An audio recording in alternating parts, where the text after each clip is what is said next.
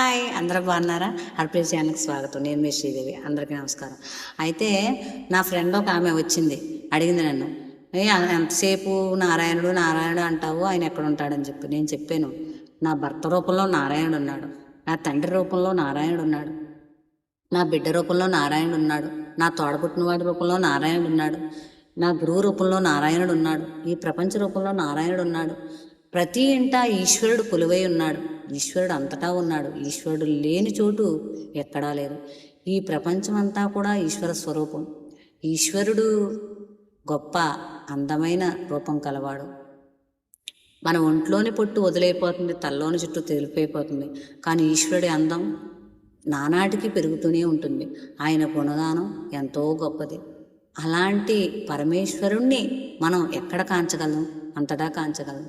ఈశ్వరుడు యొక్క స్మరణ, ఆయన యొక్క గురించిన మాటలు మనం మాట్లాడుకుంటే మన నోట్లో ఊరేటటువంటి లాలాజలం. ఒకవేళ నా బిడ్డలకి నీరు కొరువవుతుందని నోట్లోనే లాలాజలం ఉంచిన ఆయన వాత్సల్యం. పరమేశ్వరుడు ప్రకాశకుడు, శక్తి రూపంలో ఉన్నాడు, దేహ రూపంలో ఉన్నాడు, కాంతి రూపంలో ఉన్నాడు, మాట రూపంలో ఉన్నాడు.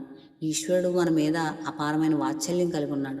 మనకి ఇంకా కరచరణాలు ఉన్నాయి, అందరికీ కరచరణాలు లేవు. అయినా ఈశ్వరుడు అందరికీ కూడా పరమ ప్రియుడు. అందరినీ సమభావంతో చూసేవాడు ఈశ్వరుడు. వీరు వేరువారు, వీరు మావారు అని చూడనివాడే ఈశ్వరుడు. అలాంటి పరమేశ్వరుణ్ణి అందరిలోనూ దర్శిద్దాం. అందరికీ కూడా ఈశ్వర తత్వాన్ని తెలియచెప్పుదాం. మా ఈశ్వరుడు ఎక్కడున్నాడు అన్న దాని కాన్సెప్ట్ మీకు నచ్చినట్టయితే హర్ప్రీత్ ఛానల్ లైక్ చేయండి, షేర్ చేయండి. బాయ్. మరో కాన్సెప్ట్తో వస్తాను.